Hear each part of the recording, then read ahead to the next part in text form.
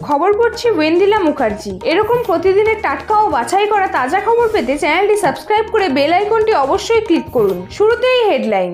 আগামী 10 বছর কেন্দ্রে এনডিএ, 9 জুন শপথ, মোদীকে সরকার গড়ার আমন্ত্রণ রাষ্ট্রপতির। হেরেও সোশ্যাল মিডিয়ায় জ্বলজ্বল করছে সংসদ তকমা। বিজেপির এই 5 প্রার্থীর কাণ্ডে শোরগোল। 720-র মধ্যে 718, এসএসসির পর আরেক বেনিয়ম। ফের বড় নির্দেশ হাইকোর্টের, তোলপাড় বাংলা। ভোটের পরেই ঘোর দুঃসংবাদ, মৃত্যুর খবর পেতেই হাউ হাউ করে কান্না। পার্থ চুনোপুটি, চাকরি বিক্রির 72 কোটি ঢুকেছে এই ব্যক্তির অ্যাকাউন্টে, বড় নাম সামনে আনলো ইডি। মদ্যপ অবস্থায় পৌরকে মারধর আইসির, ভোট মিটতেই পুলিশি তাণ্ডব বিষ্ণুপুরে। ঝাঁঝালো আক্রমণ সৌমিত্রর, ভ্যাপসা গরমে বজ্রপাত সহ ঝেঁপে বৃষ্টি। আগামী 2 ঘন্টায় ভিজবে দক্ষিণবঙ্গের এইসব জেলা। আসছি বিস্তারিত খবরে। ফের একবার দেশের সরকার গড়ার পথে এনডিএ। আজ সেন্ট্রাল হলে অনুষ্ঠিত হয় জাতীয় গণতান্ত্রিক জোটের সংসদীয় দলের বৈঠক। এই বৈঠকে নরেন্দ্র মোদীকে নির্বাচিত করা হয়েছে এনডিএ সংসদীয় দলের নেতা হিসাবে। সরকার গঠনের ডাক পাওয়ার পর নরেন্দ্র মোদী রাষ্ট্রপতি ভবনের বাইরে বক্তৃতা দেন। এনডিএকে পুনরায় দেশ চালানোর ক্ষমতা দেওয়ার জন্য নরেন্দ্র মোদী ধন্যবাদ জ্ঞাপন করেন আজ। এদিকে ভাষণে নরেন্দ্র মোদী বলেন, যেভাবে দেশ এগিয়েছে তাতে প্রত্যেকটি ক্ষেত্রে স্পষ্টভাবে পরিবর্তন লক্ষ্য করা গেছে। 25 কোটি মানুষদের দরিদ্রতা থেকে মুক্তি পাওয়া নিঃসন্দেহে প্রত্যেক ভারতীয়র কাছে গর্বের বিষয়। আজ নরেন্দ্র মোদী জানান, এনডিএর বৈঠকে সব দল তাকে নেতা হিসেবে নির্বাচিত করেছে।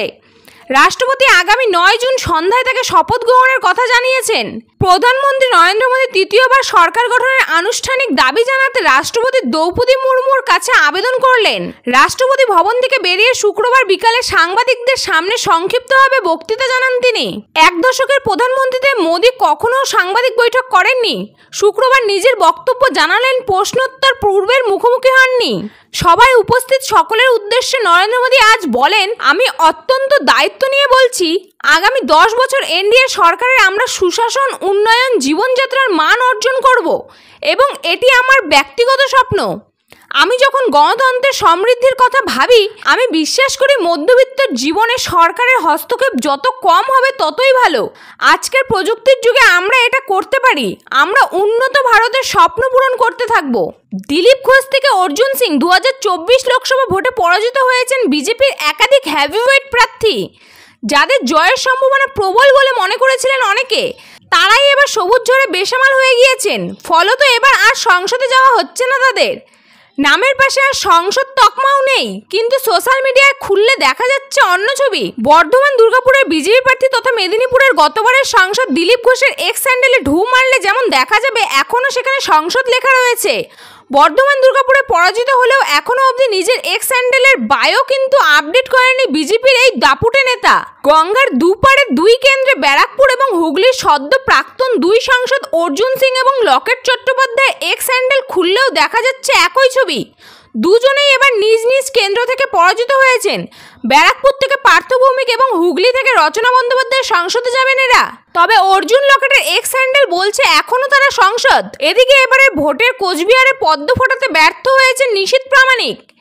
তৃণমূল জগদীশ বাসুনিয়ার কাছে পরাজিত হয়েছেন তিনি। তবে প্রাক্তন কেন্দ্রীয় মন্ত্রী এক্স হ্যান্ডেলের বায়োতে এখনও লেখা কোচবিহার লোকসভা কেন্দ্রের সাংসদ। ভোটের রেজাল্ট ঘোষণার পর 48 ঘন্টা অতি ক্লান্ত, এখনও নিজের বায়ো আপডেট করেননি নিশীথ। একই ছবি দেখা যাচ্ছে বাঁকুড়ার গতবারের সাংসদ সুভাষ সরকারের এক্স হ্যান্ডেলেও। 19-এর লোকসভা ভোটে বাঁকুড়ায় পদ্ম ফুটিয়েছিলেন তিনি। এবার তাকেও টিকিট দিয়েছিল বিজেপি। তবে অরূপ চক্রবর্তীর কাছে পরাজিত হয়েছেন সুভাষ, কিন্তু তা সত্ত্বেও এখনো নিজের এক্স হ্যান্ডেলের বায়ো থেকে এমপি লেখাটি সরাননি তিনি। সুভাষের এক্স হ্যান্ডেলে কিন্তু এখনো বলছে তিনি বাঁকুড়ার সাংসদ। বেনিয়মের অভিযোগ উঠেছিল মেডিকেলে ভর্তির প্রবেশিকা পরীক্ষায়। সেই অভিযোগ কলকাতা হাইকোর্টে জমা পড়ে আবেদন। সেই মামলায় কলকাতা হাইকোর্ট এবার হলফনামা দিতে বলল ন্যাশনাল টেস্টিং এজেন্সিকে। বিচারপতি কৌশিক চন্দ্র এবং বিচারপতি অপূর্ব সিংহ রায়ের ডিভিশন বেঞ্চ বৃহস্পতিবার এই মামলা শোনে। তারপর ডিভিশন বেঞ্চ নির্দেশ দেয় এনটিএকে 10 দিনের মধ্যে হলফনামা জমা দিতে। কলকাতা হাইকোর্টের পক্ষ থেকে জানানো হয়েছে, মেডিকেলের কাউন্সিলিং নির্ভর করবে এই মামলার রায়ের ওপর। তারপর এই মামলাটি শুনবে হাইকোর্টের প্রধান বিচারপতি ডিভিশন বেঞ্চ। কেন্দ্র ও রাজ্য সংরক্ষণ নীতি মেনে কিভাবে মেধা তালিকা প্রস্তুত করা হয়েছে প্রকাশ করা হবে সেটি। যতক্ষণ না আদালত পরবর্তী নির্দেশ দেবে ততক্ষণ সংরক্ষিত থাকবে নিটের তথ্য। নিটের কাউন্সিলিং শুরু হবে আগামী জুলাই মাস থেকে। মোট 720 নম্বরের নিট পরীক্ষা, প্রত্যেকটি প্রশ্নের মান 4। আদালতে আবেদনকারী জানিয়েছেন ফলাফল দেখে গেলে বহু পরীক্ষার্থী 718 বা 719 নম্বর পেয়েছেন। ওই আবেদনকারীর প্রশ্ন তুলেছে একটি প্রশ্নের মান যদি 4 নম্বর হয় তাহলে কিভাবে একজন পরীক্ষার্থী এই নম্বর পেতে পারেন। এই বিষয়টি নিয়ে কলকাতা হাইকোর্ট হলফনামা চেয়েছেন এনডিএর। গত মঙ্গলবার প্রকাশিত হয় নিটের ফলাফল। লোকসভা নির্বাচনের দিন ফলাফল ঘোষণা নিয়ে কংগ্রেস প্রশ্ন তুলেছে। কংগ্রেস নেতা জয়রাম রমেশের বক্তব্য, ইচ্ছা করে ওই দিন প্রকাশিত করা হয়েছে নিটের ফলাফল। 14 জুন প্রকাশিত হওয়ার কথা ছিল নিটের রেজাল্ট। তার আরও অভিযোগ 720 নম্বরের মধ্যে 720 নম্বর পেয়ে শীর্ষস্থান দখল করেছে 67 জন। তাদের মধ্যে একই পরীক্ষা কেন্দ্রের পরীক্ষার্থী রয়েছেন 6 জন। কংগ্রেসের নেতা অভিযোগ তুলেছেন প্রশ্নপত্র ফাঁসের অভিযোগ উঠেছিল, সেক্ষেত্রে 67 জনের প্রথম স্থান অধিকার করা সন্দেহজনক। 19 সালে হুগলি থেকে জিতে সংসদে গিয়েছিলেন লকেট চট্টোপাধ্যায়। ফের একবার ভোটে দাঁড়ানোর সুযোগ পেয়েছিলেন তিনি, তবে এবার আর জিততে পারেননি। তৃণমূলের রচনা বন্দ্যোপাধ্যায়ের কাছে প্রায় 77 ভোটে পরাজিত হয়েছেন বিজেপি নেত্রী। এবার সেই লকেটেই ভিডিও কলে কান্নায় ভেঙে পড়লেন। ফোনের ওপারে কে ছিল? গত মঙ্গলবার প্রকাশিত হয়েছে 2024 সালের ভোটের ফলাফল। দেখে অসুস্থ হয়ে পড়ে হুগলির পান্ডুয়ার বিজেপি নেতা রবি সোরেন। হৃদরোগে আক্রান্ত হন তিনি। বৃহস্পতিবার শেষ নিঃশ্বাস ত্যাগ করেন তিনি। এদিকে ভোটে পরাজিত হওয়ার পর বর্তমানে দিল্লিতে রয়েছেন লকেট, কিন্তু দলীয় কর্মীর মৃত্যুর খবর তিনিও পেয়েছেন। শুক্রবার রবির পরিবারের সঙ্গে ভিডিও কলে কথা বলার সময় কান্নায় ভেঙে পড়েন বিজেপি নেত্রী। জানা যাচ্ছে আজ দুপুরে রবির পরিবারের সঙ্গে কথা হয় লকেটের। শোকার্ত পরিবারের সঙ্গে কথা বলতে বলতেই বিজেপি নেত্রীর 2 চোখ বেয়ে জল পড়তে থাকে বলে খবর। পরে সংবাদ মাধ্যমের কাছে জানান দিল্লি থেকে ফিরে তিনি দেখা করতে আসবেন, যতটা সম্ভব ততটা সাহায্য করবেন বলেও জানিয়েছেন গেরুয়া শিবিরের এই নেত্রী। লকেট বলেন, প্রত্যেক বুথের কর্মীরা নিজেদের জান দিয়ে লড়েছিলেন, কিন্তু তা সত্ত্বেও আমরা জয়ী হতে পারিনি। এই ফলাফল আমাদের মাথা পেতে নিতে হবে, তবে একটা জীবন চলে যাওয়া এটা মেনে নেওয়া যায় না। উনি তো দলের জন্যই শহীদ হলেন। আমি গিয়ে দেখা করব, সব রকম আমি সাহায্যের হাত বাড়িয়ে দেব। চাকরি বিক্রির মিডিলম্যান প্রসন্ন রায়কে নিয়ে বিস্ফোরক ইডি। নিয়োগ দুর্নীতির দালাল প্রসন্নকে নিয়ে আদালতে বিস্ফোরক ঘটালো কেন্দ্রীয় তদন্তকারী সংস্থা এনফোর্সমেন্ট ডিরেক্টরেট। 6 বছরের চাকরি বিক্রির 72 কোটি টাকা জমা পড়েছে প্রসন্ন রায়ের ব্যাংক অ্যাকাউন্টে। রিপোর্ট জমা দিতেই তেমনটাই দাবি করলো কেন্দ্রীয় সংস্থা। এদিকে নগর দায়রা আদালতে প্রসন্নের আইনজীবীর দাবি, তার মক্কেলের অ্যাকাউন্টে জমা পড়া টাকা ব্যবসার, এর সঙ্গে নিয়োগের কোনো সম্পর্ক নেই। শুক্রবার এসএসসি নিয়োগ দুর্নীতি সংক্রান্ত মামলার শুনানি ছিল বিচারক প্রশান্ত মুখোপাধ্যায়ের এজলাসে। সেখানে নিয়োগ দুর্নীতির দ্বিতীয় ব্যবসায়ীর বিরুদ্ধে আদালতে রিপোর্ট জমা করে ইডি। এদিন আদালতে ইডির আইনজীবীর সাফ দাবি, চাকরি প্রার্থী পিছু প্রায় 1.5 লক্ষ টাকা তোলা হয়েছিল। চাকরি বিক্রি করে বিপুল পরিমাণ টাকা প্রসন্ন সংগ্রহ করেছেন বলে দাবি তদন্তকারীরা। এদিন আদালতে এই সংক্রান্তে একটি রিপোর্ট জমা দিয়েছে ইডি। এদিকে ইডির দাবিতে প্রেক্ষিতে বিচারপতি প্রশ্ন, কতজনের কাছ থেকে চাকরির টাকা নেওয়া হয়েছিল। প্রসন্নের আইনজীবীর দাবি, 72 কোটি টাকা জমা দিলে তাতে অপরাধ কিসের? পাশাপাশি প্রসন্নের অ্যাকাউন্টে জমা পড়া টাকা চাকরির বিক্রির হলে তা কতজনের কাছ থেকে টাকা নেওয়া হয়েছে সে বিষয়ে বিস্তারে জানতে চান অভিযুক্ত আইনজীবীও। প্রসঙ্গত 2022 সালে আগস্ট মাসে সিবিআইয়ের হাতে গ্রেপ্তার হন প্রসন্ন রায়। জানা যায় সম্পর্কে তিনি প্রাক্তন শিক্ষামন্ত্রী পার্থ চট্টোপাধ্যায়ের ভাগ্নি জামাই।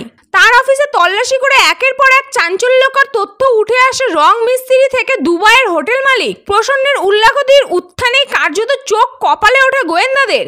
আগেই আদালতে ইডি দাবি করেছেন চাকরি বিক্রির পাশাপাশি বিপুল সম্পত্তিতেও কেনাবেচা করেছেন প্রসন্ন। কম দামে সম্পত্তি কিনে বেশি দামে বিক্রির কাজের সাথেও প্রসন্ন যুক্ত ছিল বলে জানা যায়। পার্থ চট্টোপাধ্যায় নয়, আরও একাধিক নেতার সঙ্গে আগেই আদালতে ইডি দাবি করেছেন। পার্থ চট্টোপাধ্যায় নয়, আরও একাধিক নেতার সঙ্গে তার সম্পর্ক ছিল ঘনিষ্ঠ। শিক্ষা দপ্তরের আধিকারিকদের সঙ্গেও তার নিবিড় সম্পর্ক ছিল বলে জানা যায়। ইডির দাবি, এসপি সিনহা, তৃণমূল বিধায়ক জীবন কৃষ্ণ সাহা সহ শিক্ষা দপ্তরের বহু আধিকারিকদের তিনি ঘনিষ্ঠ বলে পরিচিত ছিলেন। দেখতে দেখতে সম্পূর্ণ হয়েছে 2024-এর লোকসভা নির্বাচন। 4 জুন ফলাফল ঘোষণার সঙ্গে দিল্লি দখলের লড়াইয়ে জবনিকা পতন হয়েছে। এরপর বাংলার নানান প্রান্ত থেকে উঠে আসছে বিক্ষিপ্ত হিংসার খবর। এবার যেমন বিষ্ণুপুরে এক পৌরকে মারধরের অভিযোগ উঠল পুলিশের বিরুদ্ধে। বিষয়টি নিয়ে সুর চড়িয়েছেন নবনির্যাতিত সাংসদ সৌমিত্র খা। শুক্রবার বিকেল 4:45 নাগাদ নিজের এক্স হ্যান্ডেলে 3টি ছবি এবং একটি ভিডিও শেয়ার করেন বিষ্ণুপুরের বিজেপি সাংসদ। ছবিগুলোতে দেখা যাচ্ছে হাসপাতালের বিছানায় শুয়ে রয়েছেন একজন ব্যক্তি। পোস্টার ক্যাপশনে লেখা, আইসি অতনু সাঁতরা মদ্যপ অবস্থায় এভাবে বিষ্ণুপুরের নিরীহ মানুষদের ওপর আক্রমণ করেছেন। উনি ওই ব্যক্তিকে প্রাণে মেরে ফেলার চেষ্টাও করেছিলেন যাতে আর কেউ ওনার সামনে গিয়ে কোনো কথা বলতে না পারেন। এই পোস্টে একটি ভিডিও শেয়ার করেছে সৌমিত্র। সেখানে একজন মহিলাকে দেখতে পাওয়া যাচ্ছে। সেই মহিলার স্বামী পুলিশি অত্যাচারের জেরে হাসপাতালে ভর্তি বলে দাবি করা হয়েছে। ওই ভিডিওতে সম্পূর্ণ ঘটনার বিবরণ দিতে দেখা যাচ্ছে ওই মহিলাকে। তিনি বলেন, ভোটের ফলাফল ঘোষণার দিন কিছু অশান্তি হয়েছিল। এরপর আচমকাই গতকাল তাদের বাড়িতে পুলিশ আসে। দরজা খুলে দেখেন 3 জন দাঁড়িয়ে। সেই সময় তার স্বামী ঘুমোচ্ছিলেন বলে দাবি করেছেন ওই মহিলা। তিনি বলেন, দরজার বাইরে দাঁড়িয়ে থাকা ওই 3 জন ব্যক্তি বলে আইসি ডাকছি। এরপর তার স্বামীকে সঙ্গে নিয়ে তারা চলে যায়। এরপর রাত 8টা নাগাদ ওই মহিলা থানায় গিয়ে দেখেন রক্তারক্তি কাণ্ড। তার স্বামীকে মারধর করে পুলিশের গাড়িতে তোলা হচ্ছে। তার স্বামীর অবস্থা বিশেষ ভালো নয় বলে জানিয়েছেন ওই মহিলা। একই সঙ্গে জানান, মারধরের জেরে তার স্বামীর দাঁতগুলো আর নেই। তার স্বামীর ওপর এমন নির্মম অত্যাচার পুলিশই করেছে বলে দাবি করেন ওই মহিলা। আক্ষেপের সুরে বলেন, ভালো মানুষটাকে ঘর থেকে নিয়ে গেল আর তারপর এসব করলো। নিজের এই পোস্টে রাজ্যের মুখ্যমন্ত্রী মমতা বন্দ্যোপাধ্যায়, প্রধানমন্ত্রী অফিস, স্বরাষ্ট্রমন্ত্রীর অফিস এবং বাঁকুড়া এসপিকে ট্যাগ করেছেন সৌমিত্র। হুড়মুড়িয়ে বাড়ছে গরম, ক্রমশ ঊর্ধ্বমুখী তাপমাত্রা। ফের একবার গরমের জ্বালায় নাজেহাল বঙ্গবাসী। উত্তরবঙ্গে কিছুটা বৃষ্টি হলেও দক্ষিণবঙ্গে এখনো বর্ষা ঢোকেনি। অন্যদিকে আগামী 2-3 দিনের আরও তাপমাত্রা বৃদ্ধির পূর্বাভাস দিয়েছে আবহাওয়া দপ্তর। তবে এত সব খারাপ খবরের মধ্যেও আজ বিকেলের পর বৃষ্টির পূর্বাভাস রয়েছে একাধিক জেলায়। আবহাওয়া দপ্তরের পূর্বাভাস, আগামী 2-3 ঘন্টার মধ্যে ঝড় ও তুমুল বৃষ্টির সম্ভাবনা রয়েছে রাজ্যের 2 জেলায়। আপডেট অনুযায়ী বীরভূম এবং মুর্শিদাবাদ এই 2 জেলায় বৃষ্টি হবে। পাশাপাশি ঘন্টায় 40 থেকে 50 কিমি বেগে ঝোড়ো হাওয়া বইতে পারে। ইতিমধ্যেই সতর্ক করেছে আলিপুর আবহাওয়া দপ্তর। বজ্রপাতের সম্ভাবনা রয়েছে। বর্ষা বঙ্গে প্রবেশ করলেও উত্তরে আটকে আছে। আবহাওয়া দপ্তর জানিয়েছে, অবস্থা অনুকূল থাকলে 12 কিংবা 13 তারিখ নাগাদ দক্ষিণবঙ্গে বর্ষা প্রবেশ করতে পারে। হাওয়া অফিসের পূর্বাভাস অনুযায়ী শুক্রবার বিকেলের পর দক্ষিণবঙ্গের সবকটি জেলাতে হালকা বৃষ্টির সম্ভাবনা রয়েছে। রাতের দিকে উত্তরবঙ্গের দার্জিলিং, জলপাইগুড়ি, উত্তর দিনাজপুর জেলার ভারী বৃষ্টি হতে পারে। আলিপুরদুয়ার, কোচবিহার, কালিম্পং সহ অন্যান্য জেলাগুলিতেও বিক্ষিপ্তভাবে বৃষ্টির সম্ভাবনা।